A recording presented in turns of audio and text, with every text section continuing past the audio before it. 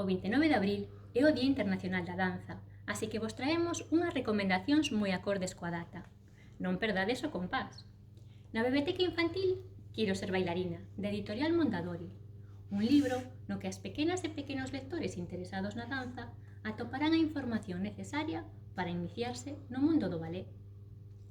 Na sección xuvenil, Jóvenes bailarinas, da editorial Molino, coescrito pola Royal Ballet School e a ex-bailarina británica Darcey Bussell. Neste libro aprenderedes desde como coller a barra ata facer un arabesque ou bailar un pas de dos. Na sección de adultos, La bailarina, de Ogai Mori. A bailarina narra case nunha imaxe especular da Madame Butterfly de Puccini o improbable encontro de Toyotaro Ota, un mozo estudante xaponés cunha bailarina alemá pobre e guapísima que aos poucos vai nos seducindo ata atrapalo.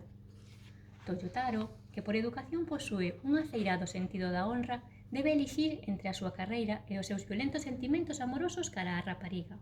Unha fábula dunha sinxeleza abraiante que aúna amor, abandono e culpa, un auténtico clásico da literatura xaponesa da era Meiji.